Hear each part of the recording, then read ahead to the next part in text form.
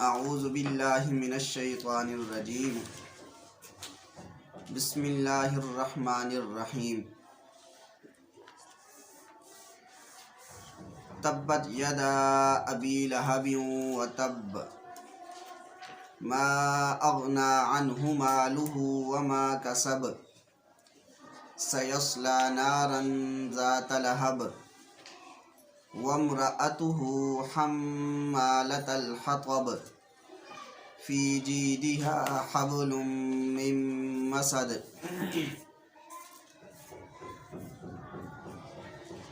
ترجمہ: تبت یدا ابی لہب وتب، ابو لہب کے دونوں ہاتھ ٹوٹ جائیں اور وہ برباد ہو جائے۔ ما اغنی عنہ مالہ وما کسب، اس کا مال اور جو کچھ اس نے کمایا تھا اس کے کسی کام نہ آیا۔ سیصلی نارا ذات لہب، ان قریب وہ شعلے والی آگ میں گرے گا، ان قریب وہ شعلے مارنے والی آگ میں گرے گا۔ وامرأتہ، اور اس کی بیوی بھی شعلے مارتی آگ میں گرے گی۔ حمالۃ الحطب، جو لکڑیاں اٹھانے والی تھی۔ فی جیدہا حبل من مسد، اپنی گردن میں کھجور کی چھال کی بٹی ہوئی رسی لیے ہوئے ہوگی۔ اس کو سورہ لہب کہتے ہیں۔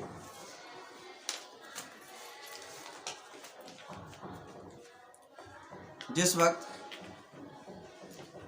اللہ کے نبی صلی اللہ علیہ وسلم پر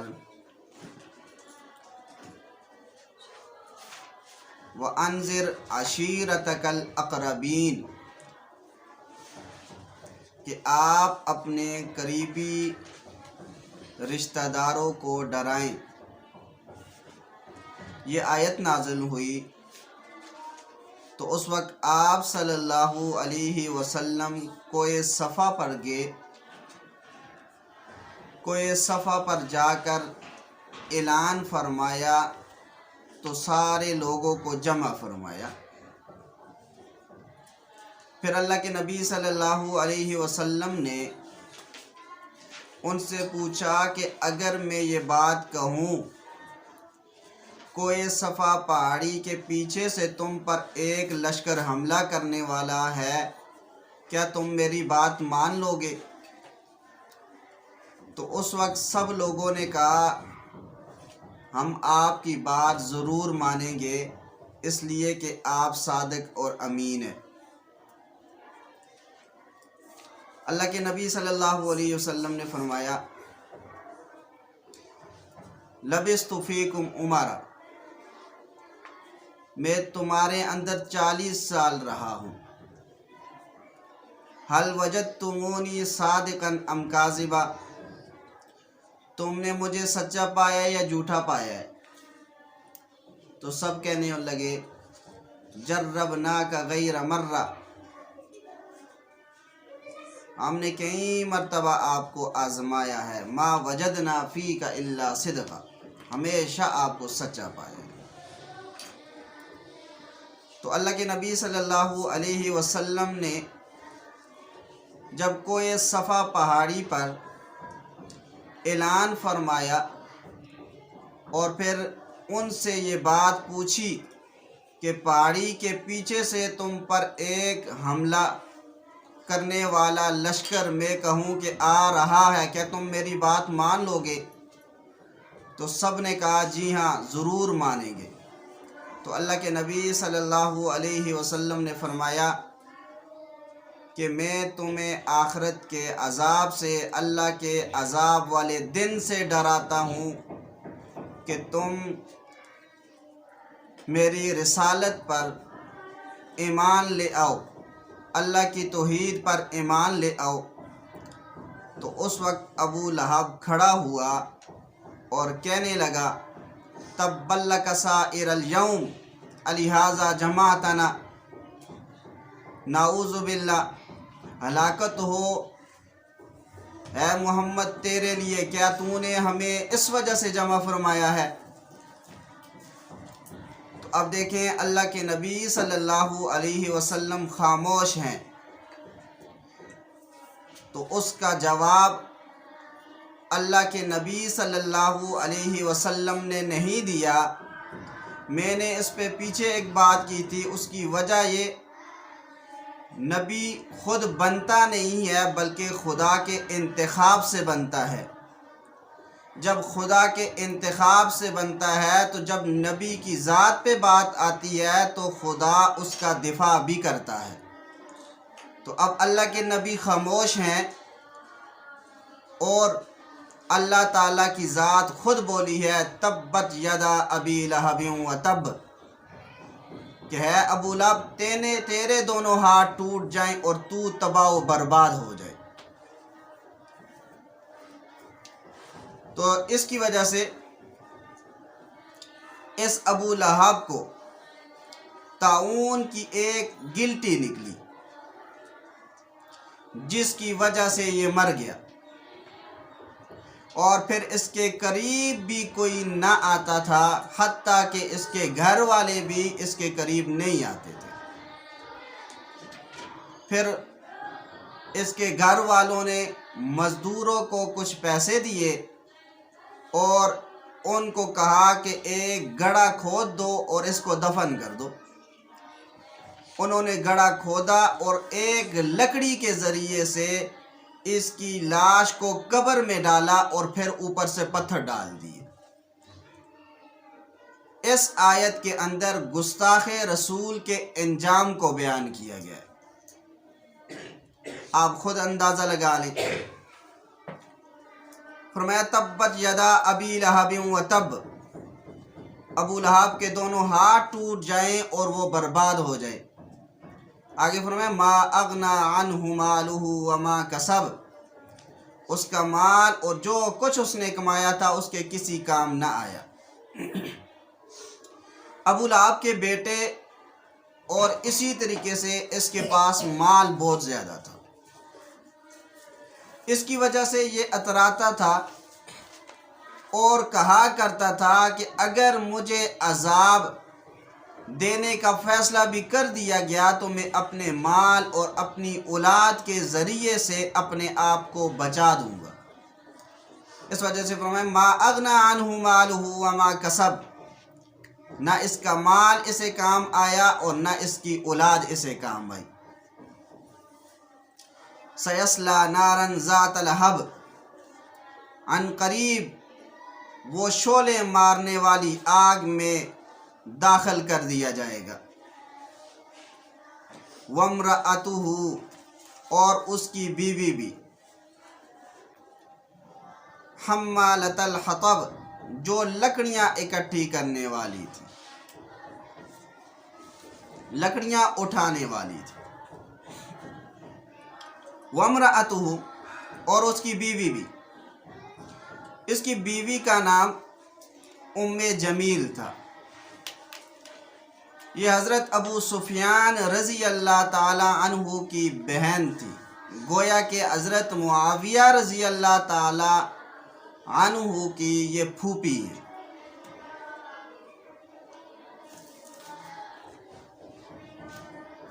तो लकड़ियां उठाने का या तो यहाँ पर हकीकी माना मुराद है कि कांटेदार लकड़ियां उठाती थी और अल्लाह के नबी सल्लल्लाहु अलैहि वसल्लम के रास्ते में फेंक देती थी, या फिर इसका माना ये है कि जहन्नम में जो ज़क्कूम का दरख्त है वो उठाकर अबू लहब पर फेंकेगी, जिसकी वजह से उस पर आग को और ज़्यादा भड़काएगी।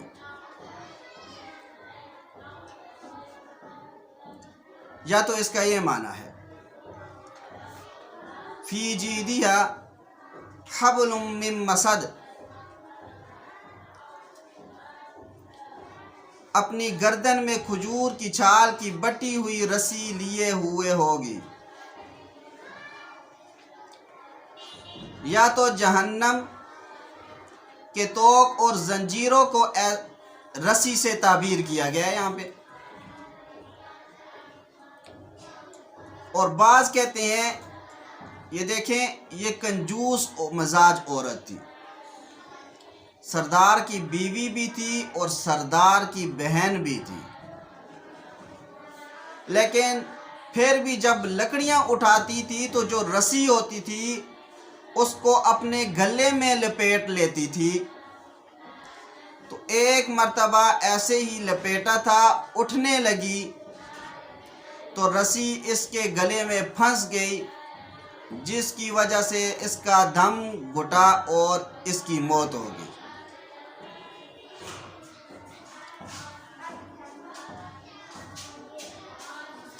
اب دیکھیں اس صورت کے اندر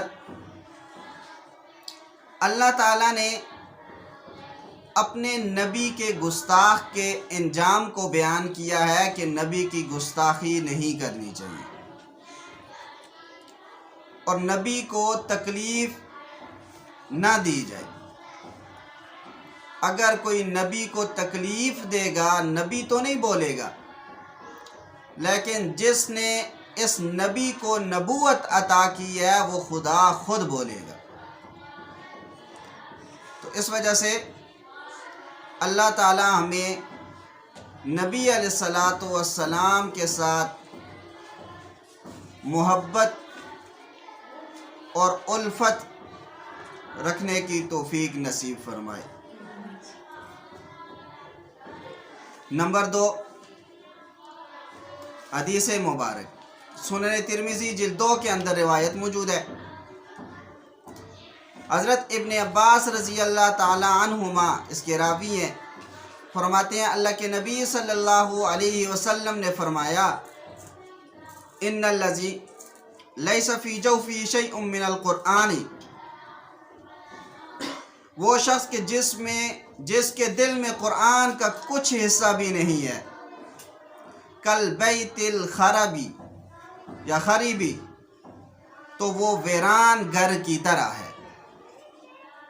اب دیکھیں ویران گھر، اس سے انسان کو ڈر لگتا ہے، ویران گھر کا کوئی فائدہ نہیں ہے۔ تو اگر کوئی شخص ایسا ہے کہ جس کے دل میں قرآن کریم کا کوئی حصہ بھی نہیں ہے، تو اس انسان کا دنیا میں رہنے کا بھی کوئی فائدہ نہیں ہے۔ تو اس وجہ سے ہمیں قرآن کریم کی تلاوت کرنی چاہیے، قرآن کریم کو یاد کرنا چاہیے۔ قرآن کریم کے یاد کرنے پر اللہ تعالیٰ بہت ثواب عطا فرماتے ہیں، بلکہ قرآن کریم کے ایک ایک لفظ پڑھنے پر اللہ تعالیٰ 10 نیکیاں عطا فرماتے ہیں۔ تو اس وجہ سے قرآن کریم کو یاد کرنے کی کوشش کریں۔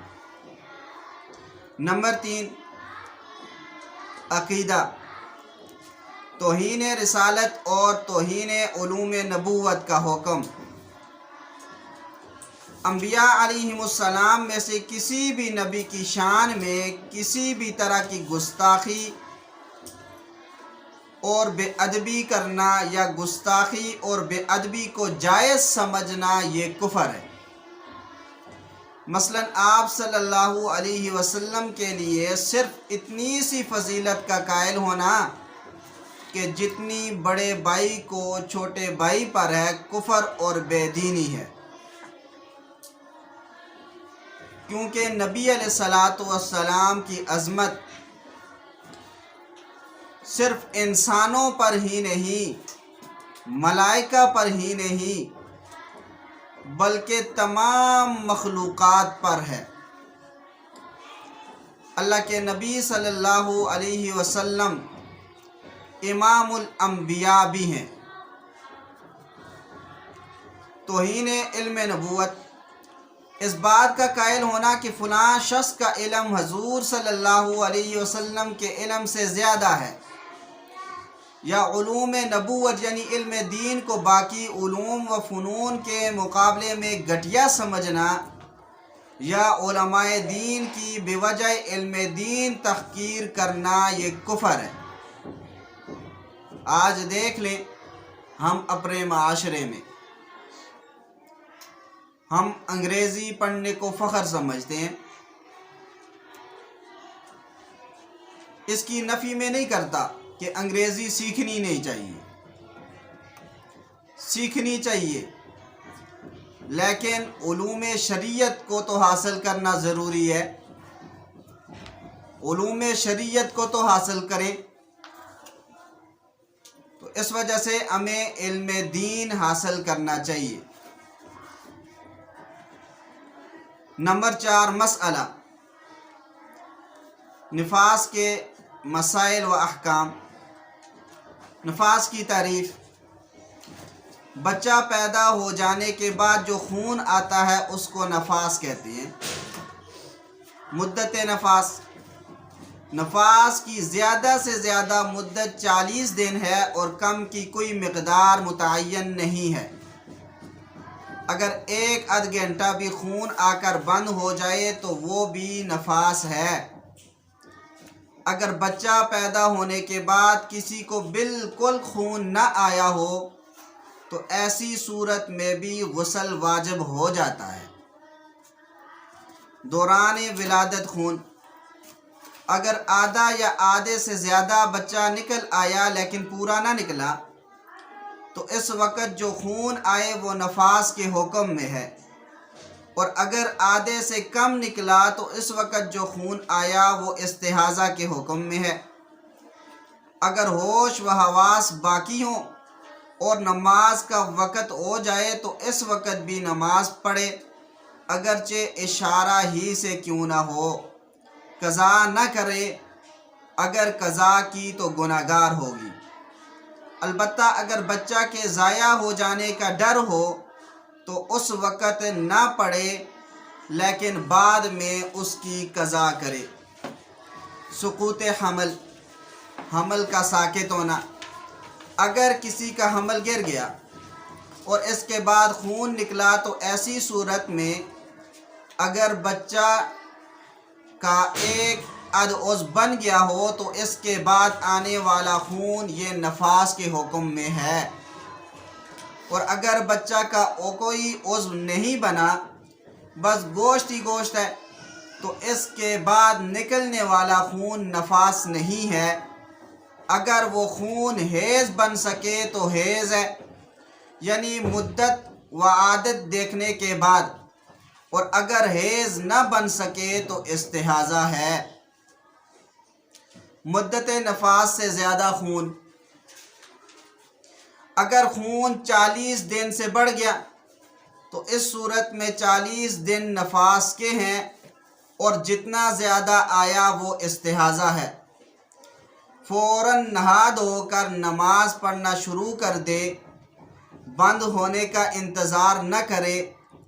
اگر یہ بچہ پہلا نہیں ہے، اس سے پہلے بھی یہ معاملہ پیش آ چکا ہے، تو اپنی عادت کو دیکھے کہ پہلے کتنے دن نفاس آیا تھا۔ جتنے دن نفاس کی عادت ہو اتنے دن نفاس کے شمار کرے، باقی استحاضہ ہے۔ اگر کسی کی عادت 30 دن نفاس آنے کی ہے اور اب کی بار 30 دن پر بھی بند نہ ہو تو ایسی صورت میں بھی غسل نہ کرے بلکہ انتظار کرے۔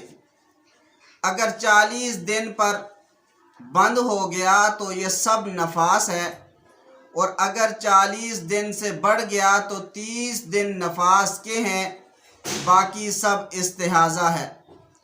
اب غسل کر کے ان 10 دنوں کی نماز روزہ دونوں قضا کرے۔ حیض و نفاس وغیرہ کے متعلق چند احکام۔ نمبر 1، نفاس کی حالت میں نماز تو بالکل معاف ہے، البتہ روزہ کی بعد میں قضا کرنا ہوگی۔ نمبر 2، جس عورت پر غسل واجب ہو جیسے جنبی یا حیض و نفاس والی، تو اس کو مسجد میں جانا، کعبہ شریف کا طواف کرنا، قرآن مجید پڑھنا اور کلام مجید کا چھونا، ان میں سے کوئی بھی چیز جائز نہیں ہے۔ نمبر 3، قرآن کریم کسی جزدان میں رکھا ہو یا رومال میں ہو یا کسی کپڑے وغیرہ میں لپٹا ہوا ہو، تو اگر یہ چیزیں جلد کے ساتھ سلی ہوئی ہوں تو بے وضو ہونے کی حالت میں ان چیزوں کے ساتھ قرآن مجید کو چھونا اور اٹھانا درست نہیں ہے۔ اور اگر یہ چیزیں جلد کے ساتھ سلی ہوئی نہ ہوں بلکہ